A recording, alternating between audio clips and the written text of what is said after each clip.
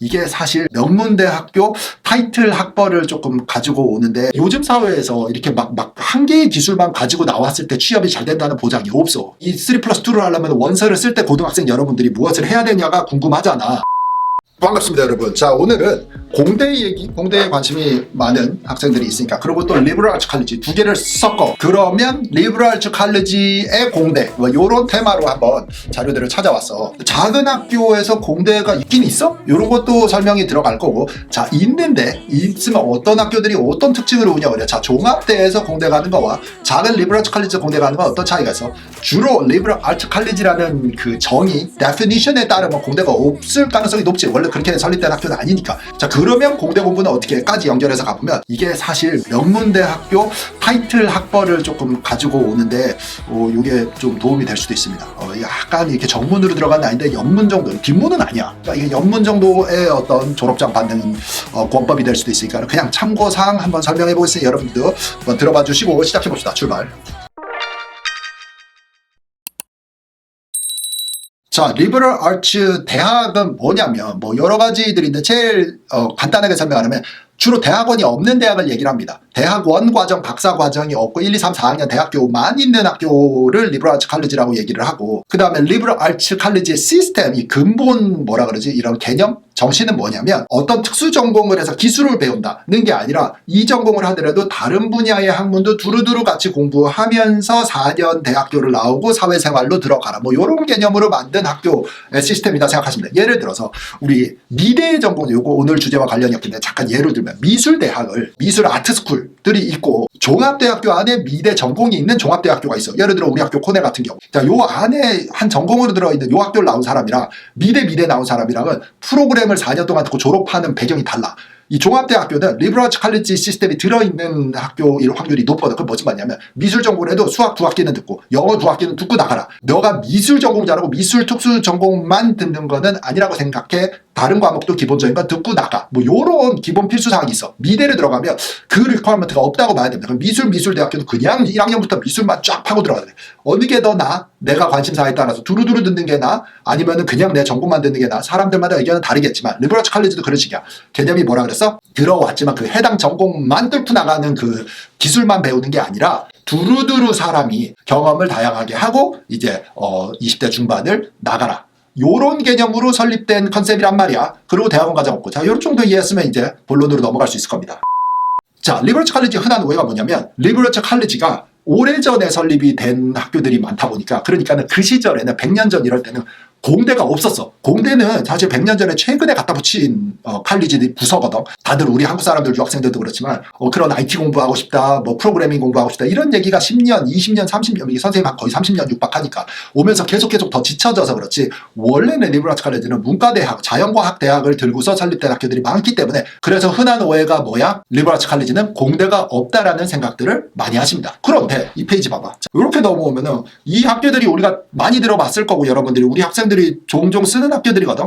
하비머드는 들어봤죠. 취업률도 높고 뭐 되게 유명해. 캘리포니아 있는데 이거 또 들어가기도 열나 어려워요. 그런데 하비머드는 이거는 공대 리버럴 아츠 칼리지야. 공대가 있고 버크넬도 있고 트리니티 칼리지도 있고 스와츠모어도 있고 워싱턴 리, 여기도 들어가기 어렵다. 버지니아에서 제일 들어가기 어려운 학교가 맞거든. 그다음 유니언 칼리지, 여기 뉴욕에 있는 것도 그렇고, 스미트 칼리지가 여자대학교입니다. 바나드 칼리지 여자대학교입니다. 바나드는 참고로 콜롬비아랑 1983년인가 뭐 기억이 안 나. 80 몇 년도에 흡수합병을 해서 이제는 파르 콜롬비아야. 콜롬비아 안에 들어갔긴 했지만 원서는 아직도 합치지 않아서 바나드 칼리지는 여자만 지원할 수 있고 이거 따로 어플라이를 한다. 근데 어쨌든 들어가기가 연락 어려워서 그렇지만 바나드 칼리지도 여 안에도 공대가 있다. 그래서 여자 학교 이렇게 선생님이 써놨고, 여기는 보통 리버럴 아츠 칼리지 중에서 공대를 유명한 학교들 있기는 있어. 운영을 한다니까 공대를. 지금 하고 싶은 전공이나 이런 걸 봤을 때 호킨스가 업계 뭐 1등, 2등이니까 하버드도 존스 호킨스도 의대생을 100명을 뽑잖아. 하버드가 딱 100명 뽑아요.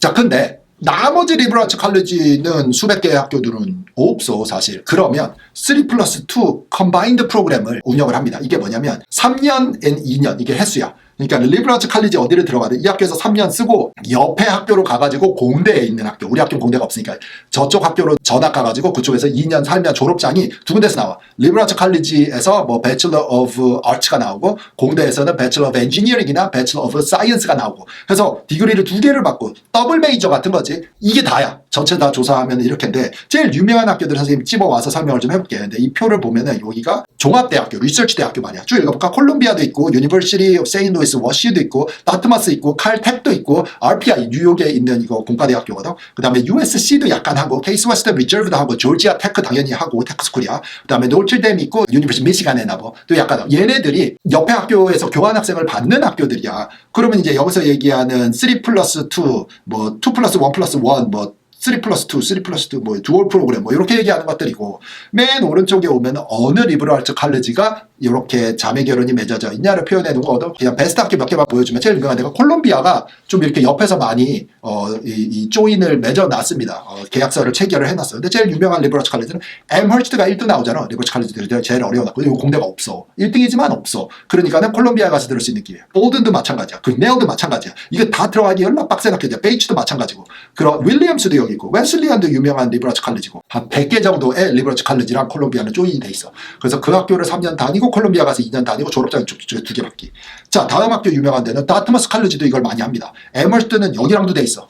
가까워서 그럴걸. 뉴욕 가서는 콜롬비아보다는 여기가 거리상 가까울걸. 볼든도 또 똑같이 해놨어. 글네어도 똑같이 해놨어. 이건 많이 겹치지. 파사, 그 다음에 웨슬리안까지, 베이츠도 마찬가지. 이게 리버럴츠 칼리지, 윌리엄스도 여기 또 들어가 있고, 얘네들도 다트머스에 공대랑 조인을 해서 3+2를 할 수 있고, 그 다음에 칼텍도 있긴 있습니다. 칼텍 자체가 작기는 한데, 볼드는 이쪽 동부에서 이쪽 끝이긴 한데, 볼든도 한데, 요렇게 리버럴츠 칼리지를 칼텍이랑 조인이 돼서 옮겨가서 할 수 있다. 자, 그러면 이게 이 리버럴츠 칼리지를 들어가. 그 다음에 이 3+2를 하려면 원서를 쓸 때 고등학생 여러분들이 무엇을 해야 되냐가 궁금하잖아.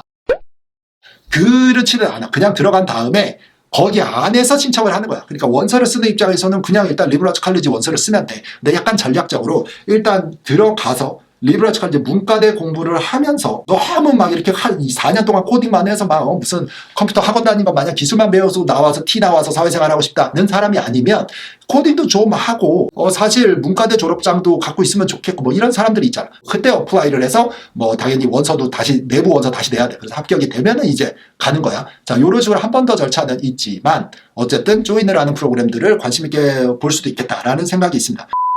자, 그럼 장점과 단점을 마지막으로 얘기해볼까? 장점은 뭐냐면 이게 요즘 사회에서 이렇게 막 한 개의 기술만 가지고 나왔을 때 취업이 잘 된다는 보장이 없어. 미국 내에서도 마찬가지고 뭐 코딩만 열날이 잘해가지고 취업이 잘 될 거 아니야. 그렇지 않을 수도 있다는 얘기가 나와. 그러니까 이렇게 두루두루 공부를 한다는 게 사람이 뭐 한 사람이 성공을 할 수 있다라는 그런 철학을 믿는 분이라면 이것도 괜찮은 전략이지 않을까. 졸업장은 어차피 아이빌리그들이 아까 말했으니까 그런 거 받을 수가 있는 거고, 그 다음에 리버럴츠 칼리지에서도 리버럴츠 시스템의 교육을 받을 수 있는 거 가장 좋은 점인 것 같아. 단점은 돈이 요즘에 비싸 죽겠는데 내 개인적인 생각에서는 이게 4년 졸업해야 되는데 5년 다니게 생긴 거? 그렇다고 대학원 졸업장은 없어. 대학원은 아니고 요거는 사실 학부만 이렇게 된다. 그리고 이사를 좀 해야 된다. 학교로 왔다 갔다 해야 된다. 하지만 성격이 괜찮다면 여기 친구도 친구고 저쪽 친구도 친구고 양쪽에서 또 커뮤니티가 두 개가 생기잖아. 그런 의미에서는 사실 이런 트랙도 나쁘지 않지 않겠냐라는 또 장점으로 볼 수도 있겠다라는 뭐 장점과 단점이 같이 이렇게 복합적으로 섞여 있는 프로그램이 되겠습니다.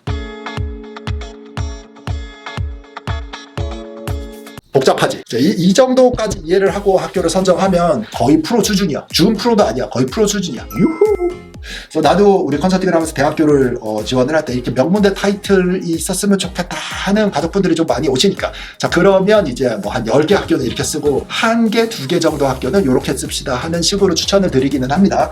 선택은 어차피 학생들과 엄마 아빠가 같이 하시는 거지만 어쨌든 내 입장에서는 해본 경험과 자료를 다 공유를 해드리고 좋은 선택을 할 수 있게 만들어드리는 세팅까지가 나의 역할이니까는 이런 작업도 해서 이 자료를 만들다 보니까 그 생각이 나서 비디오를 키게 된 거지. 여러분들 학교 공부 열심히 하고 비디오 관심 있게 봐주셔서 고맙고 다음 비디오에서 또 만나요. 바이바이.